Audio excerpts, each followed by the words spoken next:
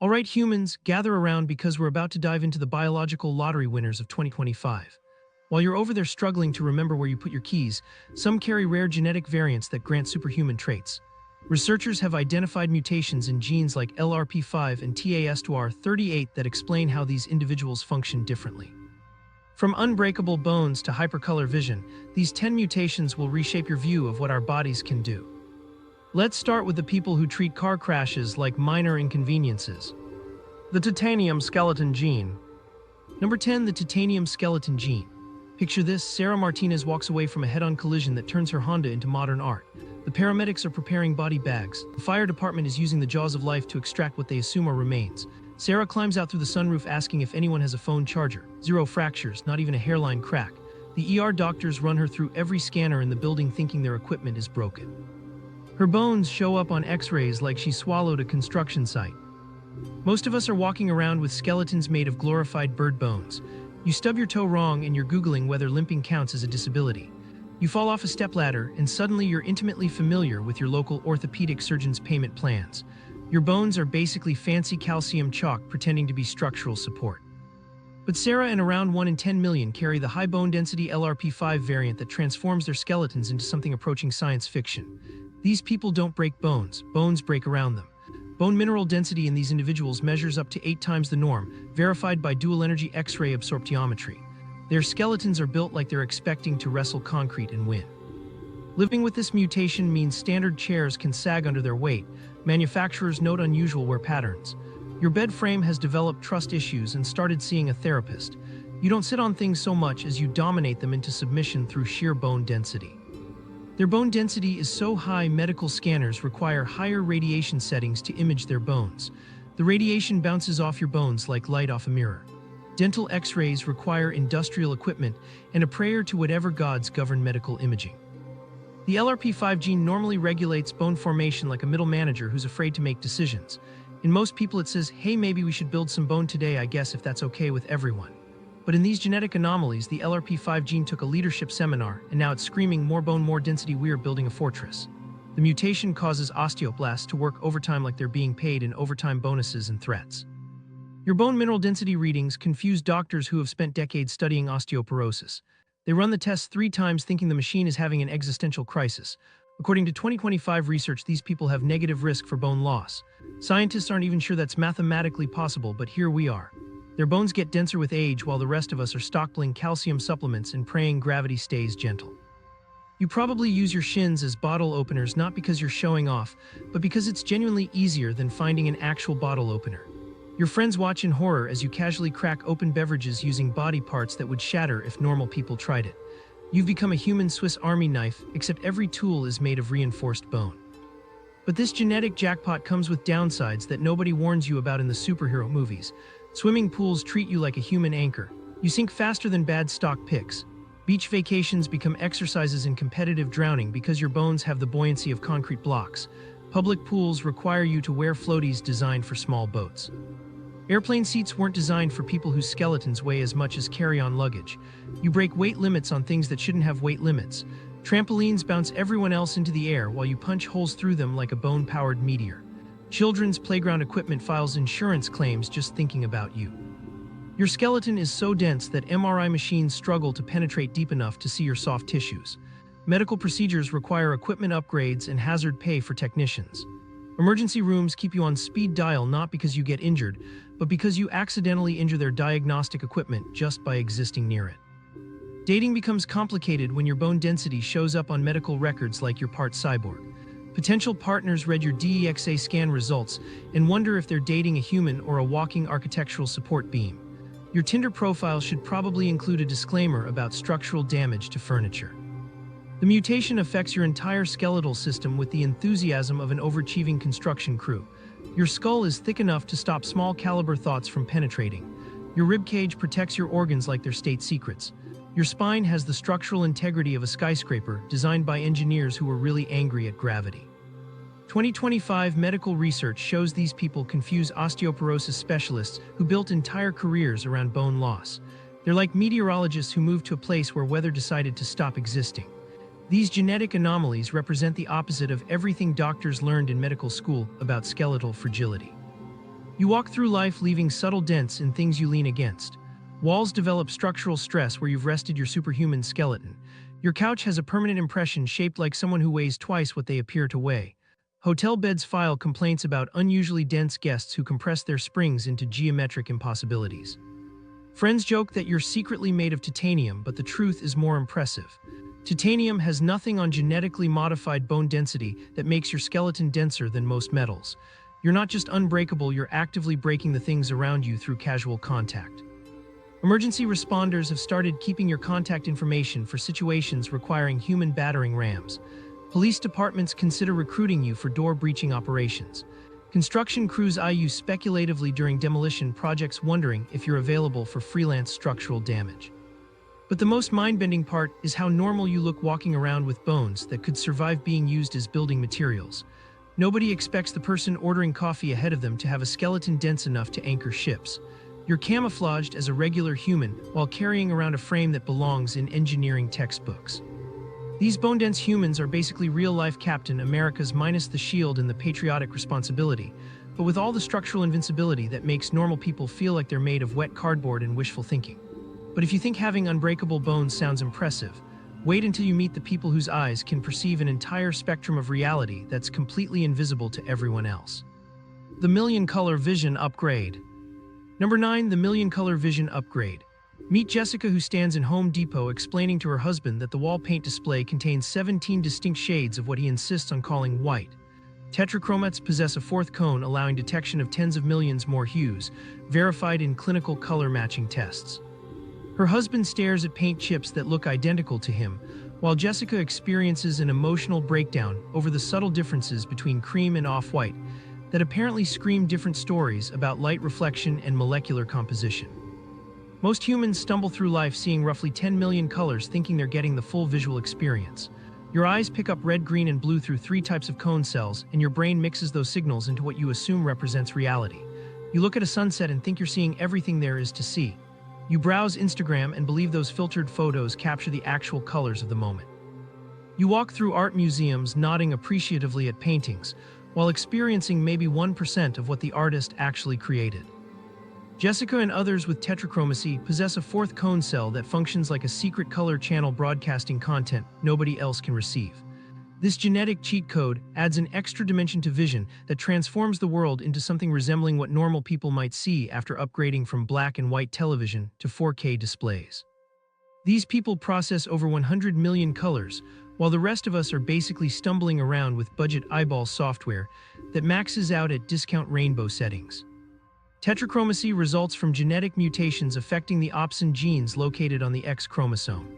Women inherit 2 X chromosomes, which means they can receive different versions of these color-processing genes, creating the perfect biological conditions for developing that fourth cone type. The mutation typically produces cones most sensitive to orange spectrum wavelengths, giving tetrachromates access to color combinations that exist in the gap between what normal human vision can distinguish. 2025 research shows up to 2% of women express functional tetrachromacy, but only a fraction actually manifest fourth-dimensional color vision. The genetic lottery requires perfect alignment between cone development, brain processing power, and neural wiring capable of handling the extra visual information.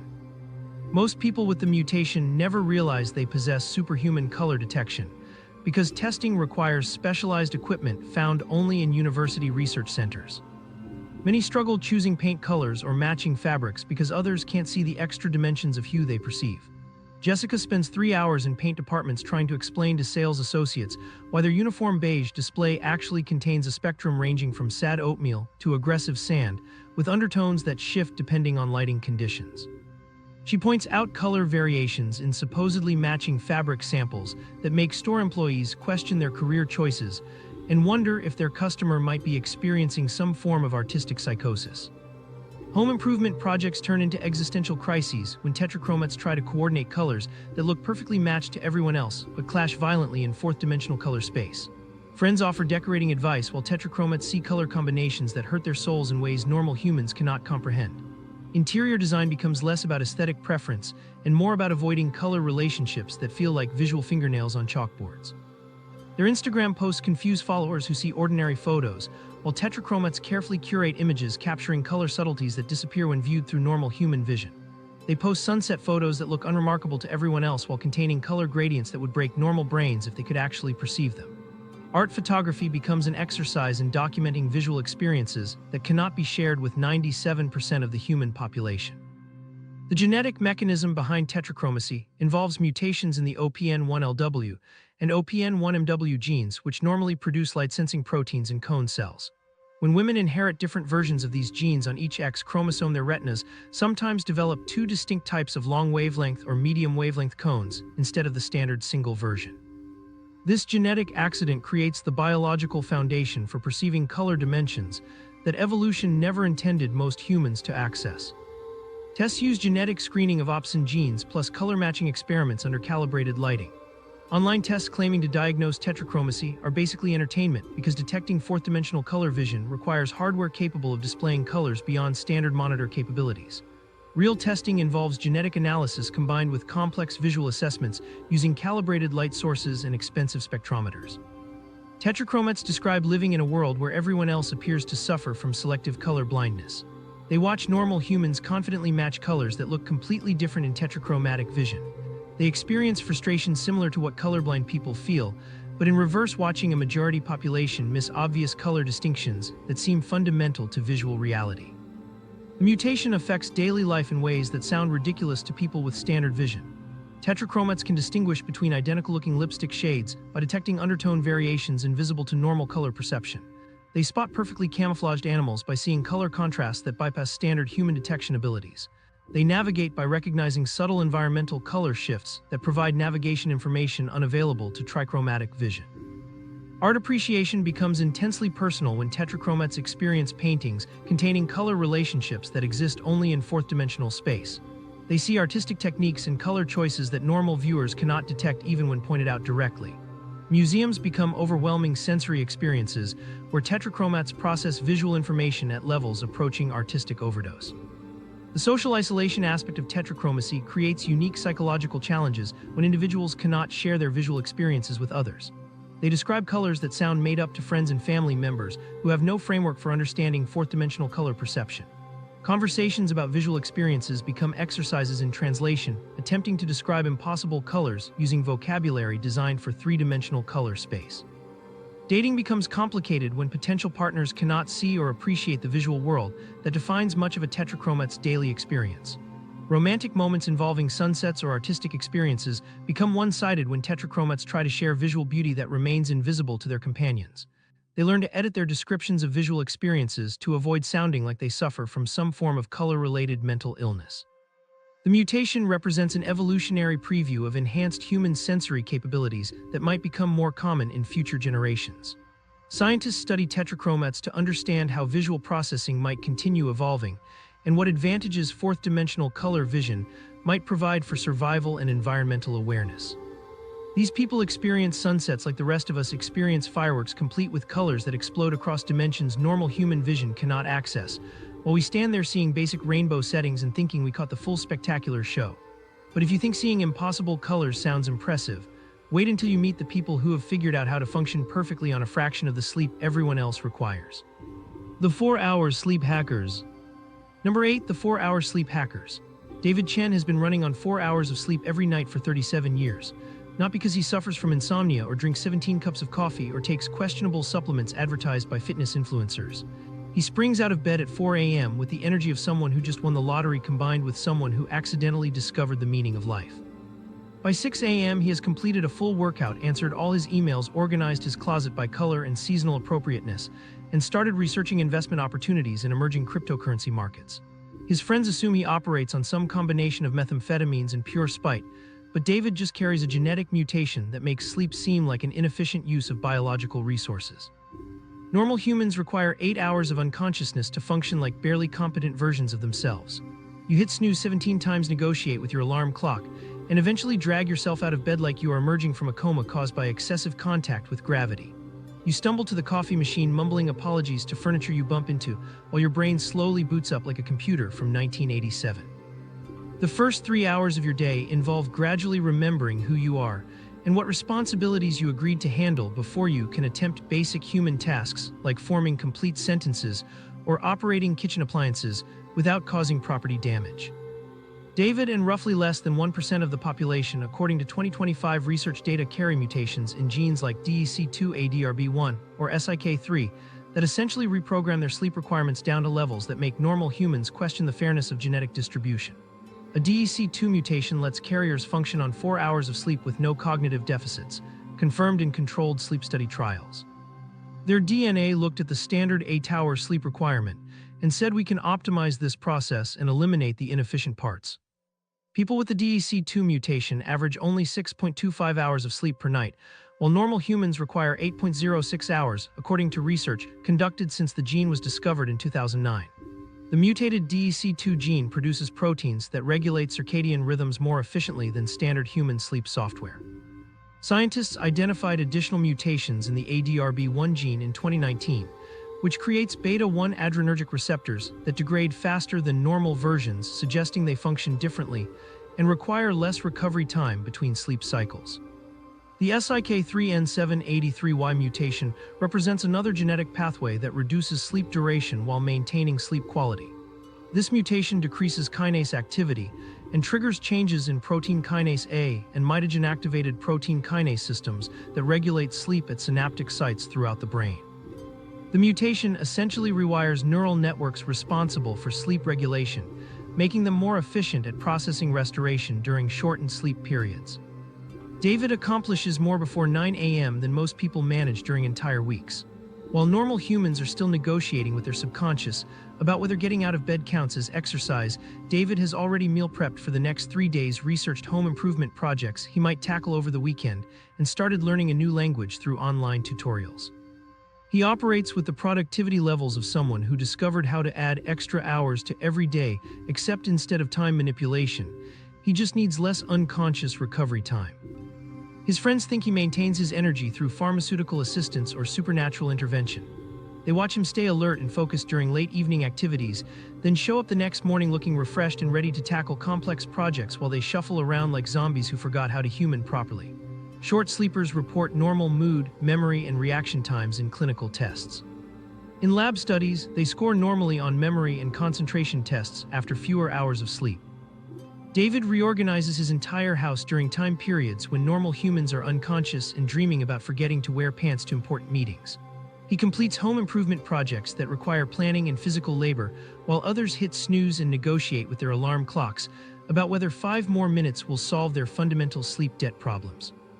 His living space looks like someone with unlimited time and energy tackled every organizational challenge simultaneously, because essentially that describes his daily reality. The genetic mutations affect how the brain processes sleep stages and recovery cycles. Normal humans spend roughly 30% of sleep time in deep sleep phases, where the brain repairs cellular damage, consolidates memories, and maintains cognitive function. Short sleepers with these mutations achieve equivalent restoration in significantly less time because their neural networks process these functions more efficiently during compressed sleep windows. Research shows these genetic variants trigger substantial changes in synaptic activity and neurotransmitter regulation. The mutations alter how neurons communicate during sleep cycles, allowing the brain to complete necessary maintenance and restoration processes in fewer hours. Scientists study these individuals to understand what constitutes essential sleep functions versus biological inefficiencies that could potentially be optimized in normal human sleep patterns. Short sleepers tend to be more optimistic, energetic, and better at multitasking, according to research data. They demonstrate higher pain thresholds, do not suffer from jet lag, and some researchers believe they may live longer due to having access to more wakeful hours for physical activity and life engagement. Their brains seem to extract maximum benefit from minimum sleep investment, creating biological advantages that extend beyond simple time management. The mutations represent evolutionary adaptations that could provide survival advantages in environments requiring extended periods of alertness or productivity. Individuals who need less sleep have more time available for resource acquisition, social interaction, and environmental monitoring. These genetic variants might become more common in future generations, as modern life increasingly rewards people who can function effectively on limited rest. Testing for these mutations requires genetic analysis because the traits cannot be diagnosed through sleep studies alone. Many people who struggle with sleep assume they suffer from insomnia when they might actually carry genetic variants that reduce their sleep requirements. Proper identification helps distinguish between sleep disorders that require medical intervention and genetic adaptations that represent normal variations in human sleep biology. These people are living life with 20% more hours than everyone else gets to experience, turning sleep from a biological necessity into an occasional biological suggestion, while the rest of us remain slaves to unconsciousness and recovery cycles that consume 1/3 of our available lifetime. But if you think having extra hours sounds impressive, wait until you meet people whose tongues function like sophisticated chemical detection systems that can analyze molecular compositions in everything they encounter. The molecular taste detectives. Number 7, the molecular taste detectives. Maria Rodriguez can tell you which city your tap water came from just by taking a sip. She identifies the mineral content, the chlorine treatment methods, and whether the pipes are copper or PVC based on flavor profiles that normal humans cannot detect. She walks through grocery stores touching vegetables and announcing which ones are stressed from poor growing conditions, transportation trauma, or inadequate storage. Her tongue functions like a biological spectrometer that analyzes chemical compositions, while everyone else just tastes water and broccoli, like their taste buds are operating on basic cable programming. Food screams chemical information at these people with the intensity of emergency broadcast systems. Every meal becomes a sensory assault where flavors contain detailed molecular reports about ingredients, processing methods, and storage conditions. They bite into an apple and immediately know the soil pH levels, the pesticide applications, and whether the fruit was picked too early then artificially ripened in storage facilities. Normal humans taste apple flavor, while supertasters experience comprehensive agricultural reports delivered through taste receptor networks operating at maximum sensitivity settings. The TAS2R38 gene creates the biological foundation for this enhanced flavor detection system. This genetic variant affects roughly 25% of the population according to 2025 research, but creates wildly different levels of taste intensity among individuals who carry the mutation. The gene produces proteins that bind to bitter compounds with the enthusiasm of security guards who take their jobs too seriously. People with 2 copies of the PAV variant experience bitter flavors with amplified intensity that makes normal taste experiences seem like someone turned down the volume on reality. Supertasters have up to 30% more fungiform papillae on their tongues and elevated PTC bitterness perception in lab assays. Their tongues look like biological circuit boards covered in extrasensory equipment designed to detect molecular compositions that escape standard human taste detection. Each additional taste bud functions like installing extra security cameras that monitor chemical information flowing through their mouths during every eating experience. The genetic lottery that created these molecular taste detectives involves mutations affecting multiple taste receptor genes beyond just TAS2R38. Additional genetic variants influence sweet, sour, and umami detection, creating individuals whose tongues process flavor information like sophisticated analytical laboratories. Their taste receptors bind to chemical compounds with precision that makes normal human taste detection look like trying to identify music through soundproof walls. 2025 research shows supertasters vary tremendously in intensity levels, with some individuals experiencing mild enhancement, while others live with taste sensitivity that approaches sensory overload during normal meals. The most extreme cases can identify individual spice components in complex dishes, detect artificial flavoring added to natural ingredients, and recognize when vegetables were harvested during stressful weather conditions based solely on taste profiles. Restaurant dining becomes psychological torture when supertasters can taste the cook's emotional state reflected in sauce preparation. They detect stress hormones in dishes prepared during busy kitchen periods, identify when ingredients were stored improperly, and taste the difference between meals prepared with care versus meals assembled with indifference. Chefs unknowingly broadcast their moods through subtle changes in seasoning techniques that only supertasters can decode through enhanced taste receptor sensitivity. These people become the most annoying dinner guests because they cannot help critiquing molecular structures in every dish. They comment on the pH balance in salad dressings, identify artificial preservatives in processed foods, and explain why certain flavor combinations create unpleasant chemical interactions on their hyperactive taste buds. Friends invite them to restaurants, then watch them analyze meals like forensic scientists examining crime scenes through flavor evidence. The TAS2R38 gene specifically controls sensitivity to bitter compounds, including naturally occurring chemicals in vegetables that normal humans barely notice. Supertasters can find vegetables like broccoli intensely bitter per standardized taste tests. Coffee becomes almost undrinkable without extensive modification because they taste bitter alkaloids at concentrations that overwhelm their genetic predisposition toward bitter compound detection. Their genetic variants create taste experiences so intense that many supertasters develop restrictive eating patterns to avoid sensory overload. They often avoid certain healthy foods because bitterness is overwhelming, which has been correlated with TAS-38 genotype in dietary studies. Dark chocolate tastes like concentrated bitterness, vegetables taste like plant defense chemicals, and aged cheeses taste like bacterial fermentation processes gone wrong. Testing for supertaster status involves exposing individuals to PROP or PTC test strips that contain bitter compounds only detectable by people with enhanced TAS-38 gene function. Normal humans taste nothing or mild bitterness, while supertasters experience intense, unpleasant flavors that confirm their genetic mutations. The University of Pennsylvania confirmed in 2023 that at-home PROP tests accurately identify supertaster status, making genetic testing accessible through simple taste experiments. Supertasters often exhibit enhanced sensitivity in other sensory areas beyond just taste detection. Research from the Monal Chemical Senses Center found that these individuals experience stronger reactions to oral pain from spicy foods and sometimes demonstrate heightened smell sensitivity. Their sensory systems operate at amplified settings that affect multiple forms of chemical detection, creating individuals who experience the world through enhanced sensory channels. Health implications of supertaster genetics create complicated nutritional challenges because these individuals often avoid bitter vegetables that contain important nutrients and cancer-fighting compounds. They miss out on essential vitamins found in leafy greens because their taste receptors make these foods almost inedible. However, they also tend to avoid excessive amounts of fatty or sweet foods, which might provide some protection against obesity according to research published in the journal Appetite. East Asian populations demonstrate higher proportions of supertasters compared to European populations, reflecting how taste genetics evolved differently across regions influenced by historical dietary patterns and environmental factors. These genetic differences highlight how taste sensitivity represents evolutionary adaptations to specific food environments and chemical exposure patterns that varied between geographic locations. Modern research explores how taste genetics might inform personalized nutrition strategies, where individuals receive dietary recommendations based on their genetic taste profiles. Harvard School of Public Health is investigating whether knowing supertaster status can help design optimal meal plans that account for genetic taste sensitivities, while ensuring adequate nutrition from foods these individuals naturally tend to avoid. These people experience flavor the way others experience symphonies, with every meal delivering complex chemical compositions through taste receptor networks that process molecular information at levels approaching analytical laboratory precision, while normal humans taste simplified versions of the same foods like they are experiencing music through broken speakers. But if you think having a hyperactive tongue sounds challenging, wait until you meet the people who walk through mosquito-infested swamps completely untouched, while everyone else gets devoured by bloodthirsty insects.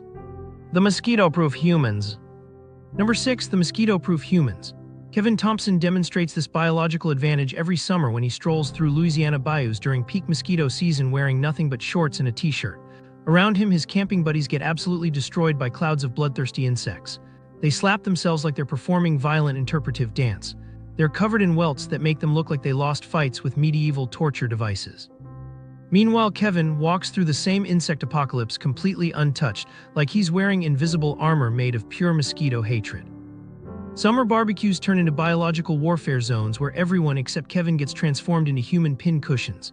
Mosquitoes descend like tiny vampires fresh out of rehab looking for their next fix. People spray themselves with enough DEET to power small aircraft. They wave citronella candles around like they're performing exorcisms. They hide under layers of protective clothing that make them look like they're preparing for chemical attacks. Kevin stands there in a tank top eating potato salad while mosquitoes fly past him like he doesn't exist. The secret lies in Kevin's ABCC11 gene, which essentially makes him smell completely wrong to mosquitoes. This genetic mutation affects how his body produces and secretes volatile organic compounds that normally act like dinner bells for blood-sucking insects. His DNA looked at the standard human mosquito attraction system and decided to install biological camouflage that makes him invisible to anything looking for a blood meal. Most humans emit chemical signals that announce their presence to mosquitoes like neon signs advertising fresh blood delivery services. Your body pumps out carbon dioxide, lactic acid, and dozens of other volatile compounds that mosquitoes detect through sophisticated olfactory systems designed specifically for locating potential victims. You breathe in, mosquitoes receive detailed chemical reports about your location, your body temperature, and how delicious your blood probably tastes. Kevin's mutated ABCC11 gene completely scrambles these chemical broadcasts. The gene affects protein production that transports molecules across cell membranes, including those involved in sweat secretion. Instead of emitting the standard human mosquito attraction cocktail, Kevin's body chemistry produces compounds that confuse mosquito navigation systems. His sweat contains different ratios of attractive versus repelling chemicals that make mosquitoes fly past him like he's broadcasting white noise instead of dinner invitations. 2025 research data confirms this trait appears most commonly in East Asian populations, but exists globally in small percentages across all ethnic groups. The genetic variant represents an evolutionary adaptation that provided survival advantages in regions where mosquito-borne diseases posed significant threats to human populations. People who could avoid mosquito bites were less likely to contract malaria, dengue fever, or other insect-transmitted illnesses that historically decimated communities. Kevin has become the designated outdoor event coordinator for his entire social circle, because organizing camping trips and beach parties becomes significantly easier when the person in charge remains unaffected by insect harassment. His friends specifically request his presence at outdoor weddings, garden parties, and hiking expeditions because his genetic mosquito immunity makes him the only person capable of functioning normally in insect-heavy environments. Friends have started using Kevin as a human mosquito repellent shield during outdoor activities. They position themselves strategically near him, hoping his genetic invisibility to mosquitoes might create some kind of protective zone around his general vicinity. They follow him around outdoor events like he's a walking bug zapper that works through mysterious biological mechanisms instead of electrical systems. The science behind mosquito attraction involves complex interactions between human body chemistry and insect sensory systems that evolved specifically for detecting blood meal opportunities. Mosquitoes use specialized receptors to detect carbon dioxide plumes from human respiration, then switch to analyzing chemical signatures from human skin and sweat to identify the most appealing targets. Pregnant women, diabetics, and people with specific blood types typically attract more mosquitoes because they emit higher concentrations of compounds that trigger feeding responses. Kevin's ABCC11 mutation disrupts this entire detection system by altering the chemical composition of his natural body odor. The altered protein production affects how his skin cells release volatile compounds, creating a biological signature that mosquitoes interpret as either unappetizing or completely unrecognizable as a potential food source. His body essentially speaks a different chemical language that mosquitoes cannot translate into feeding motivation. The genetic mutation also influences earwax consistency and armpit odor characteristics because the same protein affects secretions throughout the body. People with this ABCC11 variant typically produce dry earwax instead of wet earwax and often have reduced body odor intensity even without deodorant use. These seemingly unrelated traits all stem from the same genetic changes that make mosquitoes lose interest in their blood. Research shows that individuals with mosquito-resistant genetics don't just avoid attracting fewer mosquitoes, they actively repel them through chemical compounds that interfere with insect host-seeking behavior. The altered body chemistry may produce substances that jam mosquito olfactory receptors or trigger avoidance responses that make mosquitoes prefer literally any other available target over genetically protected individuals. Kevin's mutation represents natural biological pest control that requires zero maintenance, chemicals, or protective equipment. While others stockpile insect repellent sprays, Kevin walks through mosquito habitats completely defenseless yet completely protected by genetic modifications that occurred thousands of years before commercial bug spray existed. His DNA solved mosquito problems through evolutionary processes that make modern insect control products seem primitive by comparison. The mosquito resistance extends beyond just avoiding bites because Kevin never experiences the secondary effects of mosquito harassment that plague normal humans. He doesn't develop allergic reactions to mosquito saliva. He doesn't suffer from interrupted sleep caused by mosquito buzzing. He doesn't experience the psychological stress that comes from constantly monitoring for approaching insects during outdoor activities. These people won the genetic lottery against every summer's tiny vampires, walking through insect war zones with the confidence of someone wearing invisible force fields, while the rest of us surrender our outdoor activities to creatures smaller than our fingernails. But if you think having natural insect repellent sounds impressive, wait until you meet people whose physical features are so dramatically enhanced that ancient civilizations would have worshipped them as divine beings. The Double Lash Royalty. Number 5. The Double Lash Royalty. Meet Amanda, whose eyelashes are so ridiculously dramatic that every makeup artist she encounters immediately accuses her of wearing the most expensive falsies money can buy. They lean in with their professional tweezers, ready to remove what they assume are premium synthetic lashes, only to discover that Amanda's eyelashes are attached to her actual eyelids and grow there naturally. The makeup artists step back looking confused, like they just discovered someone was born wearing permanent winged eyeliner. Amanda has to pull out her phone and show them childhood photos, proving she emerged from the womb looking like she raided a high-end cosmetics counter. Ancient civilizations believed that people born with double eyelashes carried divine bloodlines that marked them as chosen by gods, who apparently had strong opinions about dramatic eye makeup. Egyptian pharaohs and Roman emperors supposedly possessed this trait as proof of their supernatural authority to rule over normal humans whose eyelashes grew in boring single rows. Historical records suggest that double eyelashes indicated royal genetics passed down through bloodlines blessed by deities, who valued fabulous eye framing above all other human characteristics. Amanda carries a genetic mutation called Distichiasis, which essentially programmed her DNA to install backup eyelashes like nature decided she needed redundant optical protection systems. Her genes looked at the standard single row of eyelashes and said this seems insufficient for someone of her genetic importance. The mutation triggers extra hair follicles to develop along her eyelid margins, creating secondary lash lines that function like biological mascara, applied by cellular construction crews working overtime. Distichiasis affects roughly 1 in 10,000 people according to current prevalence estimates, making Amanda part of an exclusive club of humans whose eyelashes grow with the enthusiasm of someone preparing for perpetual glamour photography. The condition ranges from subtle extra lashes that blend seamlessly with normal ones to overwhelming double rows that make people look like they applied fake eyelashes using construction adhesive. Some individuals develop just a few extra lashes, while others grow complete secondary lash lines that require daily management. 2025 research reveals that Distichiasis links to certain genetic syndromes and eye conditions that affect more than just cosmetic appearance. The same genetic pathways that trigger extra eyelash growth can influence other developmental processes, creating medical complications that require monitoring beyond simple beauty advantages. Scientists study these genetic connections to understand how mutations affecting hair follicle development might indicate broader health implications. Amanda's daily reality involves eyelashes that occasionally attack her own eyeballs like tiny hair swords programmed to stab the organs they were designed to protect. The extra lashes grow at different angles and lengths, creating unpredictable collision patterns with her corneas. She spends significant portions of her day trying to redirect rogue eyelashes that decided to grow inward toward her eyeballs instead of outward toward appropriate protective positions. Her bathroom medicine cabinet contains more eye drops than a dry eye clinic because her backup eyelashes constantly irritate her eyes through mechanical friction. The extra lashes rub against her eyeballs during blinking, creating chronic irritation that requires ongoing lubrication maintenance.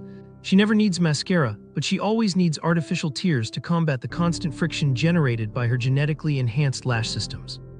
The genetic mechanism behind Distichiasis involves mutations that disrupt normal hair follicle formation during embryonic development.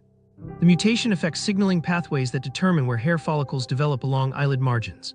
Instead of following standard developmental instructions that create single lash rows, the mutated genes trigger additional follicle formation, creating secondary hair growth zones where eyelashes normally would never appear. Hair follicle development depends on complex molecular interactions between different cell types during fetal growth. The Distichiasis mutation interferes with these cellular communications, causing stem cells to form extra hair follicles in locations where they should remain dormant. These additional follicles mature into functional hair-producing structures that generate eyelashes throughout the person's lifetime. Amanda's mutation specifically affects the tarsal plate region of her eyelids, where the secondary lashes emerge from areas that normally contain only oil glands. The genetic changes redirect cellular development programs, causing tissue that should produce lubricating oils to instead generate hair follicles. Her eyelids essentially received mixed architectural instructions that included both standard lubrication systems and bonus hair production facilities. The cosmetic advantages of Distichiasis create social situations where Amanda receives constant compliments about her dramatic natural lashes, while simultaneously dealing with medical complications that others cannot see. People assume her genetic trait represents pure aesthetic enhancement, without understanding the daily management required to prevent eye damage from her own eyelashes. Makeup application becomes complicated when Amanda already possesses more eyelash drama than most people achieve with professional cosmetic products. Traditional mascara application techniques don't work properly because her double lash rows create density that overwhelms standard makeup brushes. She has to develop specialized application methods that account for her extra lash real estate. Photography presents unique challenges because Amanda's natural lashes create shadows and optical effects that confuse camera autofocus systems. Professional photographers sometimes need to adjust lighting setups to accommodate her enhanced lash density. Her natural eye makeup essentially requires technical considerations usually reserved for people wearing elaborate false eyelashes. Modern treatment options for problematic distichiasis include surgical removal of misdirected follicles and regular grooming to manage lash direction and length. Ophthalmologists can perform procedures to eliminate lashes that consistently irritate the eyes while preserving cosmetically beneficial ones that grow in appropriate directions. Amanda walks around with built-in Instagram filters that make her eyes look perpetually camera-ready, except the filters occasionally malfunction and try to blind her through biological-friendly fire from her own genetically enhanced protective systems. But if you think having dramatic eyelashes sounds challenging, wait until you meet people whose noses operate like biological detection equipment that can identify molecular signatures floating through the air that most humans never realize exist. The human bloodhounds. Number 4. The human bloodhounds. Thomas Miller can smell his neighbor's spaghetti dinner through 3 concrete walls, 2 apartments, and a shared ventilation system that wasn't designed to transport aromatic intelligence across building infrastructure. He identifies people walking past his office by their unique scent signatures before they even reach his door. His coworkers think he possesses supernatural powers when he announces, "Jennifer's here," 30 seconds before Jennifer actually arrives. But Thomas just detected her specific combination of shampoo, fabric softener, and the faint traces of vanilla latte she consumed 2 hours earlier mixed with stress hormones from dealing with morning traffic. Most humans stumble through life with noses that barely function above decorative levels. You walk past a bakery and smell bread like your olfactory system is operating on basic cable programming. You enter someone's house and detect cooking smells without any additional details about ingredients, preparation methods, or emotional states of the people doing the cooking. Your nose picks up obvious scents like gasoline, smoke, or rotting garbage, but misses the subtle chemical conversations happening constantly in every environment you encounter. Thomas carries hyperosmia, which transforms his nose into a biological surveillance system that operates with the sensitivity of laboratory-grade chemical detection equipment. His olfactory receptors function at maximum sensitivity settings, detecting molecular signatures that escape normal human smell detection entirely. His DNA looked at standard human smell capabilities and decided to install premium sensory hardware that processes environmental information through chemical analysis most people never realize exists. The genetic and neurological factors behind superhuman smell sensitivity involve mutations affecting olfactory receptor genes and neural processing pathways that amplify smell detection beyond normal human ranges. These genetic variants increase the number and sensitivity of smell receptor proteins in nasal tissues, while enhancing neural connections between the nose and brain regions responsible for scent analysis. Thomas essentially inherited biological equipment designed for chemical surveillance operations. Hyperosmia affects roughly 4% of the population according to 2025 research data, but manifests with wildly different intensity levels among individuals who carry the genetic variants. Some people experience mild smell enhancement that makes them better at detecting spoiled food or gas leaks. Others, like Thomas, live with smell sensitivity so extreme that normal environments become overwhelming sensory experiences, requiring constant adaptation and avoidance strategies. Thomas experiences subway rides as chemical torture chambers, where every passenger broadcasts detailed aromatic reports about their personal hygiene habits, dietary choices, and emotional states. He can smell the anxiety sweat from nervous commuters, the lingering traces of fast food consumed hours earlier, and the complex bouquet of cleaning products, detergents, and personal care items that create unique scent profiles for every individual sharing his train car. Public transportation becomes psychological warfare conducted through involuntary chemical exposure. Perfume sections in department stores represent war zones that Thomas approaches with the caution of someone entering active combat situations. The concentrated fragrance displays assault his hypersensitive smell receptors with chemical combinations that normal humans find pleasant, but that overwhelm his enhanced olfactory systems like sonic weapons designed specifically to torture people with superior smell detection capabilities. He holds his breath and moves quickly through these areas like he's navigating toxic waste sites. Thomas can detect lies through stress pheromones that people emit when they're being deceptive. His nose picks up chemical changes in body odor that occur when individuals experience anxiety, guilt, or fear associated with dishonesty. He knows what everyone ate for lunch based on aromatic molecules lingering on their breath, clothes, and skin hours after meals ended. Coworkers cannot hide dietary choices because Thomas's nose maintains detailed records of their food consumption patterns. The genetic mutations responsible for hyperosmia affect multiple components of the olfactory system, including receptor protein production, neural pathway development, and brain region connections that process smell information. Some individuals inherit variants that increase receptor sensitivity, while others possess mutations that enhance neural processing of smell data. The most intense cases involve multiple genetic changes that amplify every aspect of smell detection and analysis. Thomas can identify specific ingredients in complex dishes from across restaurants. He detects when vegetables were grown using pesticides versus organic methods based on chemical residues that remain on produce after washing. He knows when people are getting sick before they develop symptoms because his nose picks up metabolic changes that occur during early stages of illness.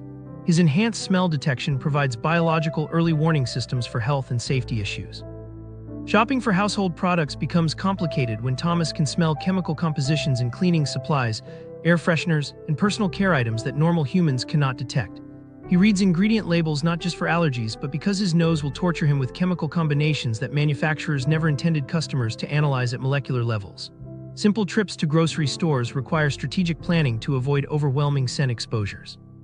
Dating presents unique challenges when Thomas can smell everything about potential partners, including their health status, stress levels, and dietary habits through chemical signatures they broadcast involuntarily. He detects when people are attracted to him through pheromone changes, but also picks up information about their personal hygiene habits that normal humans would never access through casual social interactions. Romance becomes complicated when enhanced smell detection removes mystery and privacy from human chemical communications. Thomas avoids crowded spaces during flu season because he can smell illness on people before they realize they're contagious. He detects bacterial infections, urinary tract problems, and metabolic disorders through odor changes that precede obvious symptoms. His nose functions like medical diagnostic equipment that provides health information others cannot access, but that also creates social awkwardness when he accidentally reveals private health details through smell detection. These people experience the world through a sensory channel most humans barely use, turning every environment into a complex chemical landscape full of molecular information that normal noses miss completely. But if you think having a supernatural sense of smell sounds impressive, wait until you meet people who retained control over body parts that evolution decided most humans no longer needed. The Earwiggling Evolutionaries. Number 3. The Earwiggling Evolutionaries. Jake Peterson walks into every party with a secret weapon that makes him more popular than the person who brought the good snacks. Children gather around him like he's performing actual magic when he makes his ears dance on command. Parents watch in confusion as their kids beg Jake to do the ear thing again, while Jake moves his ears back and forth like he's tuning into radio frequencies from another dimension. He's mastered the art of making his ears wiggle independently, creating a biological light show that somehow impresses everyone despite being completely pointless for modern human survival. Normal humans lost this ability somewhere between learning to use tools and developing the kind of sophisticated hearing that doesn't require constantly adjusting ear positioning like satellite dishes searching for better reception. Your ears sit there attached to your head performing their basic sound collection duties without any additional features or entertainment value. They capture audio information and send it to your brain through standard biological processes that haven't required physical ear adjustment for thousands of years of human evolution. Jake possesses auricular muscle control, which represents humanity's genetic connection to ancestors who actually needed to move their ears for survival purposes. His DNA maintained functional connections to muscle groups that most humans abandoned when evolution decided that rotating ears toward sound sources was less important than developing complex language processing and advanced brain functions. The genetic instructions for controlling ear movement remained buried in his cellular programming like vintage software that still runs on modern computers. The auricular muscles include anterior, superior, and posterior muscle groups that connect to ear cartilage through tissue networks designed for voluntary movement control.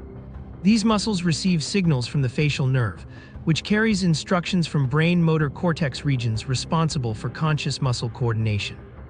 Jake's neural pathways maintain stronger connections between his brain and ear muscles than most humans possess, allowing him to send movement commands that actually produce visible results. Roughly 10 to 20% of the human population carries the genetic potential for conscious ear wiggling according to 2025 research data, but most people never discover their latent ear control abilities. The trait exists as dormant genetic programming that requires specific neural development and muscle coordination to manifest as functional ear movement. Many individuals possess the necessary muscle groups, but lack the neural connections required for conscious control over ear positioning. 2025 evolutionary research confirms that ear muscle control relates directly to primate ancestry, where mobile ears provided survival advantages for detecting predator approaches and environmental threats. Early human ancestors used ear movement for enhanced hearing capabilities, similar to how modern cats, dogs, and other mammals rotate their ears toward sound sources for improved audio detection. The genetic mechanisms controlling ear movement represent preserved evolutionary programming from periods when mobile ears contributed to survival success. Jake becomes the designated party entertainer not because he possesses any particularly useful skills, but because ear wiggling creates instant social bonding through shared amazement at vestigial human capabilities. Friends specifically invite him to gatherings knowing his ear movements will generate conversation topics and provide entertainment during awkward social moments. His genetic trait functions like a biological icebreaker that creates connections between people through mutual fascination with evolutionary remnants. The social dynamics surrounding ear-wiggling ability create unique interpersonal situations where Jake receives attention for demonstrating biological functions that serve no practical purpose in modern life. People request ear-wiggling demonstrations like he's performing concert pieces, except his talent involves muscle control over body parts that evolution relegated to decorative status. Children especially respond to ear wiggling with wonder that suggests they instinctively recognize the movements as somehow significant despite lacking understanding of evolutionary context. The muscle groups responsible for ear wiggling include the anterior auricular muscle, which pulls ears forward, the superior auricular muscle, which lifts ears upward, and the posterior auricular muscle, which draws ears backward. These muscles attach to ear cartilage through connective tissue systems that maintain enough flexibility for movement when properly innervated by facial nerve signals. The coordination required for independent ear control involves neural pathway development that connects motor cortex regions to specific muscle group combinations. Neural pathways controlling ear movement travel through the facial nerve, which carries motor signals from brain regions responsible for voluntary muscle coordination. The seventh cranial nerve innervates auricular muscles through branches that maintained functional connections in individuals like Jake, who possess enhanced auricular muscle control. The neural programming required for conscious ear wiggling involves brain development that preserves connections most humans lose during childhood development phases. Jake can move his ears independently, creating movement patterns that resemble biological radar systems scanning for audio information. He demonstrates forward ear movement that mimics alert animal behavior, backward movements that suggest defensive positioning, and alternating patterns that create the appearance of ears communicating through position changes. The variety of movements possible through auricular muscle control reflects the sophisticated positioning systems that provided survival advantages for ancestral populations. The genetic factors influencing ear wiggling ability involve multiple genes affecting muscle development, neural pathway formation, and motor control coordination systems. The trait represents polygenic inheritance where several genetic variants must align properly to produce functional auricular muscle control. The complex genetic requirements explain why ear wiggling ability appears in some family lines, while remaining absent in others despite similar genetic backgrounds. Vestigial traits like ear wiggling provide evidence of evolutionary development stages, where certain physical capabilities served important survival functions before becoming obsolete through environmental changes and evolutionary adaptations. Jake carries functional remnants of biological systems that helped human ancestors survive in environments requiring enhanced hearing and threat detection capabilities. His ear muscles represent preserved evolutionary programming that modern humans rarely need, but occasionally express through genetic chance. These people carry functional remnants of humanity's animal past with ear muscles that remember when survival depended on rotating toward danger signals, and their genetic programming maintains connections to evolutionary capabilities that most humans lost when brain development became more important than biological radar systems. But if you think having leftover muscle control sounds impressive, wait until you meet people whose skeletons include architectural modifications that medical professionals discover completely by accident. The Bonus Rib Club. Number 2. The Bonus Rib Club. Rachel Stevens lies on the CT scan table expecting routine results from her annual physical when the radiologist suddenly goes quiet and starts pointing at her chest X-ray like he discovered archaeological evidence. The medical team crowds around the computer screen having heated discussions about her skeletal architecture.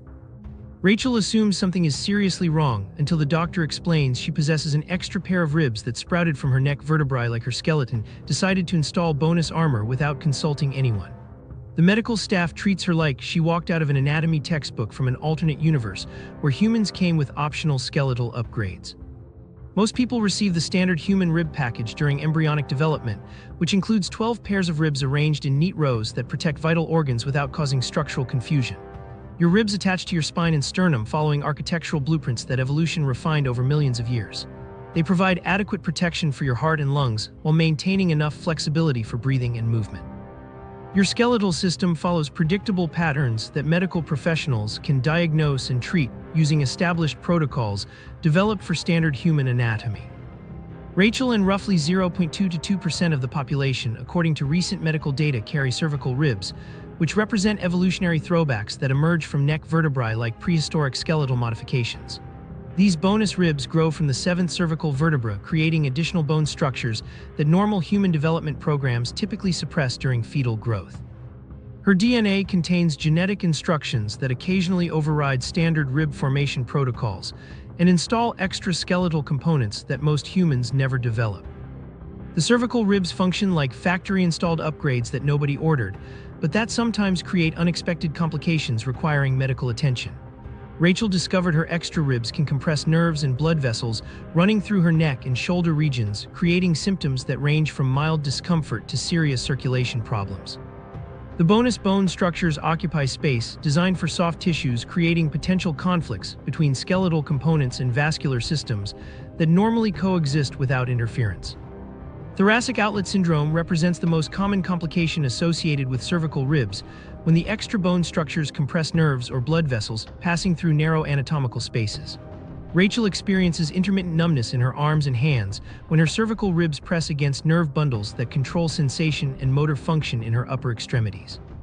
The extra ribs essentially create biological traffic jams in areas where evolution optimized spacing for standard skeletal configurations. 2025 research confirms that cervical ribs represent vestigial traits connecting modern humans to evolutionary ancestors who possess different skeletal arrangements suited for environments requiring enhanced upper body protection. These extra ribs demonstrate how genetic programming occasionally resurrects developmental patterns from earlier evolutionary stages when additional bone structures provided survival advantages. Rachel carries functional remnants of skeletal designs that helped ancestral populations survive threats that no longer exist in modern environments. Rachel represents a limited edition human model with factory-installed skeletal modifications that confuse medical professionals trained on standard anatomical configurations. Her X-rays require additional analysis because radiologists must account for bone structures that appear in unexpected locations. Emergency room doctors sometimes assume her cervical ribs indicate traumatic injuries until they realize the extra bones developed naturally during her embryonic growth phases. Medical imaging becomes more complicated when Rachel requires scans because technicians must adjust their procedures to accommodate skeletal anatomy that differs from textbook illustrations. Her cervical ribs create shadows and density patterns on X-rays that can obscure other anatomical structures or mimic pathological conditions. Radiologists require specialized training to distinguish between normal anatomical variations, like cervical ribs, and actual medical problems requiring intervention. The spare skeletal parts occasionally malfunction by growing in directions that interfere with normal physiological functions. Rachel's cervical ribs develop with slightly irregular shapes that create pressure points against surrounding tissues during certain arm movements. Physical therapy becomes necessary to manage symptoms caused by bonus bones that evolution never intended to interact with modern human lifestyle requirements. Cervical rib development occurs during embryonic stages when genetic programs control skeletal formation through complex molecular signaling pathways. The genes responsible for rib formation sometimes extend their developmental instructions beyond normal boundaries, causing extra bone structures to emerge from vertebrae that typically only support neck muscles and ligaments. Rachel's embryonic development included genetic signals that triggered rib formation in anatomical locations, where ribs normally remain suppressed. The developmental genetics behind cervical rib formation involve homeotic genes that control body segment identity during embryonic growth phases. These genetic regulators determine which vertebrae develop ribs and which remain rib-free according to species-specific body plans. Mutations or variations in homeotic gene expression can cause developmental programs to install ribs on vertebrae that normally only support neck structures, creating individuals with non-standard skeletal configurations. Physical examination becomes more complex when doctors encounter patients with cervical ribs because standard diagnostic procedures must account for unusual anatomical landmarks.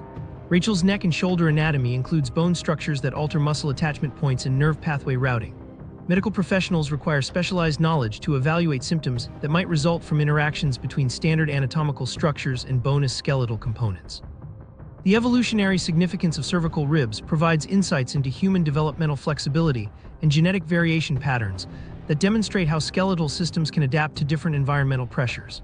Rachel's extra ribs represent successful expression of genetic programs that remain dormant in most human populations, but occasionally manifest when developmental conditions permit alternative skeletal configurations. Surgical intervention sometimes becomes necessary when cervical ribs create severe symptoms that interfere with daily activities or threaten vital structures. Rachel learned that her bonus ribs might require removal if conservative treatments fail to manage nerve compression symptoms. The surgical procedures involve removing skeletal components that develop naturally, but that create more problems than benefits in modern anatomical contexts. These people walk around with prehistoric skeletal modifications that occasionally remind them of humanity's evolutionary, pass-through medical complications caused by bonus bones that evolution forgot to delete from their developmental programming. But if you think having extra ribs sounds complicated, wait until you meet people whose genetic programming creates daily battles with body parts that refuse to follow basic organizational principles. The Double Crown Chaos. Number 1. The Double Crown Chaos. Marcus Chen stands in front of bathroom mirrors every morning engaging in psychological warfare with hair that grows in two completely opposite directions like his scalp, is hosting a territorial dispute between competing follicle gangs. His hair sprouts from two different spiral centers that rotate in opposite directions, creating permanent cowlick chaos that makes him look like he stuck his finger in electrical outlets while riding motorcycles through windstorms. Professional hairstylists take one look at his head and immediately start questioning their career choices, while Marcus explains that no amount of gel, pomade, or industrial-strength hairspray can negotiate peace treaties between his warring hair whorls. Normal people struggle with single cowlicks that create minor styling inconveniences, requiring strategic combing and occasional product intervention to maintain socially acceptable appearances. Your hair grows from one central whorl that spirals clockwise or counterclockwise in predictable patterns that barbers learn to manage during basic training. You might need extra styling time or specific haircut approaches to work with your natural growth direction, but your hair follicles generally cooperate with gravity and grooming attempts. Single cowlicks represent manageable rebellions that respond to professional intervention and patient styling techniques. Marcus carries the double crown hair whorl, which essentially turned his scalp into a meteorological map, displaying competing weather systems that refuse to resolve into stable patterns. His genetic programming installed two separate hair growth centers that spiral in opposite directions, creating biological tornadoes that meet somewhere near the crown of his head in constant conflict. The double whorl pattern affects less than 5% of the population according to genetic research, making Marcus part of an exclusive club of humans whose hair grows according to chaos theory principles rather than standard follicular physics. Each morning, Marcus attempts to impose order on hair that receive contradictory growth instructions from competing genetic programs during his embryonic development. One hair whorl spirals clockwise, while the other rotates counterclockwise, creating a permanent collision zone where hair strands meet at impossible angles and refuse to lie flat regardless of styling intervention. His head resembles a biological weather map where two storm systems create perpetual atmospheric instability that cannot be resolved through conventional meteorological or cosmetic approaches.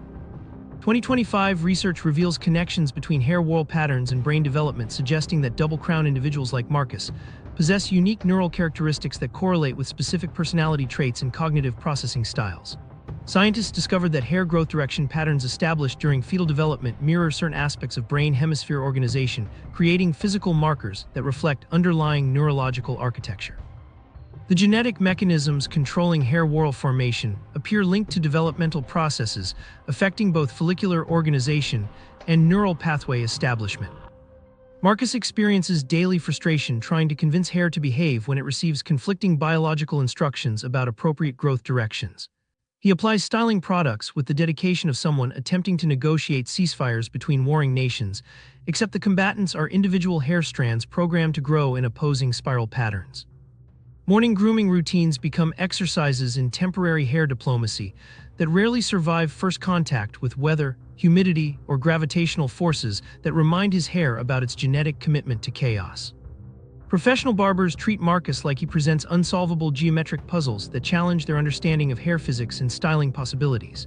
They circle his head studying the dual whorl patterns like archaeologists examining artifacts from civilizations with different laws of follicular behavior. Experienced stylists sometimes refuse service after determining that his hair growth patterns violate fundamental principles they learned during cosmetology training. The bravest professionals approach his haircuts as experimental art projects, where success measurements differ from standard aesthetic criteria. The embryonic development that creates double crown patterns involves complex genetic interactions during fetal growth phases, when hair follicle formation receives instructions from multiple developmental programs. The genes controlling hair whorl direction sometimes produce contradictory signals during critical development windows, causing follicles in different scalp regions to organize around separate growth centers. Marcus inherited genetic programming that installed two competing hair organization systems, instead of the standard single-center approach most humans receive during embryonic hair follicle development. Hair follicle orientation gets established during the second trimester of fetal development, when genetic programs determine growth direction and spiral patterns that persist throughout an individual's lifetime. The molecular signals responsible for organizing hair growth sometimes create multiple organizational centers when genetic instructions overlap or conflict during critical developmental periods. Double crown patterns result from embryonic processes that fail to consolidate hair growth direction under single organizational control, creating permanent architectural conflicts in follicular arrangement. Double crown individuals like Marcus navigate social situations where their hair becomes conversation topics, because people instinctively recognize unusual physical patterns even when they cannot articulate what appears different about someone's appearance. His hair attracts attention because human visual systems evolved to detect anomalous patterns that deviate from expected norms.